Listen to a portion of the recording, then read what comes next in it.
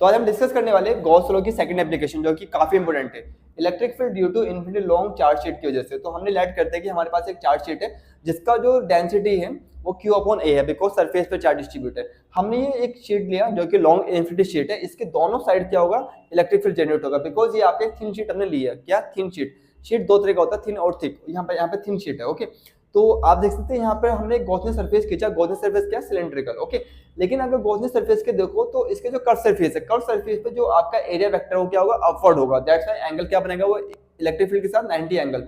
तो curve surface से electric flux नहीं जाएगा। इलेक्ट्रिक फ्लक्स कहाँ जाएगा, केवल एंड से जाएगा। ओके, एक Q एंड और एक P एंड। तो टोटल फ्लक्स हमारा क्या हुआ, फ्लक्स Q एंड पर और P एंड पर। तो हमारा फ्लक्स का फॉर्मूला क्या होता है, ADA। तो हमने EDA और EDA दोनों को ऐड किया तो क्या हुआ, 2EDA। ओके, फिर हमने यहाँ पे लगा गॉस। गॉस क्या होता है, Q अपॉन एप्सिलॉन। दोनों फ्लक्स हैं तो हमने इनको इक्वल रखा। तो हमारे पास फॉर्मूला क्या है, Q upon epsilon equal electric field निकाल, दैट्स व्हाई हमने इलेक्ट्रिक फील्ड को बाहर लिया। तो 2E इंटीग्रेशन DA।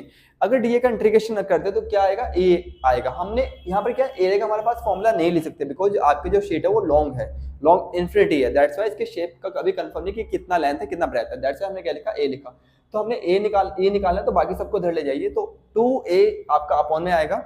और हमें पता है कि Q अपॉन A क्या होता है बच्चों, सिग्मा। तो हमने यहाँ पे सिग्मा रखा। तो आप गौर से देख सकते हैं आपका जो इलेक्ट्रिक फील्ड का फॉर्मूला आया वो बिल्कुल कांस्टेंट है, मतलब वो आपका चार्ज या डिस्टेंस पे डिपेंड नहीं करता। That's a constant. तो इलेक्ट्रिक फील्ड जो होगा एक सिंगल शीट की वजह से वो कांस्टेंट होता है, मतलब हर पॉइंट पे सेम होगा, चाहे वो उसके क्लोज पॉइंट हो या उसके दूर पॉइंट हो। There the no difference.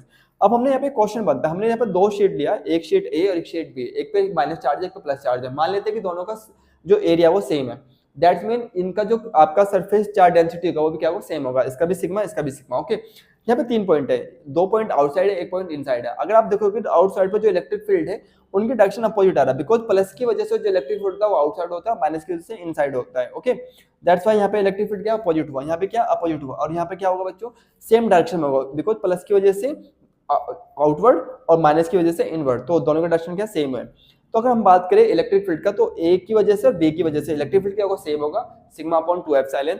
अगर हम बाहर निकालते हैं इलेक्ट्रिक फील्ड तो माइनस हो जाएगा, बिकॉज ये अपोजिट डायरेक्शन में, तो माइनस हमने किया तो इलेक्ट्रिक फील्ड क्या है, 0 आया। इन साइड में क्या होगा, प्लस करोगे तो इलेक्ट्रिक फील्ड क्या आएगा, सिग्मा अपॉन एप्सिलॉन। ये भी क्या कांस्टेंट है। तो आप देख सकते हो कि दो अपोजिट प्लेट्स के बीच का जो इलेक्ट्रिक फील्ड होगा आउटसाइड तो 0 होता है, इनसाइड क्या होता है, कोई ना कोई वैल्यू होगी, इसको हम क्या बोलते हैं, सिग्मा अपॉन एप्सिलॉन। ओके, तो ये हम डिस्कस करते हैं अबाउट आपका जैसे कि हमारे इलेक्ट्रिक बैटरीज उनके लिए। तो इस वीडियो में नहीं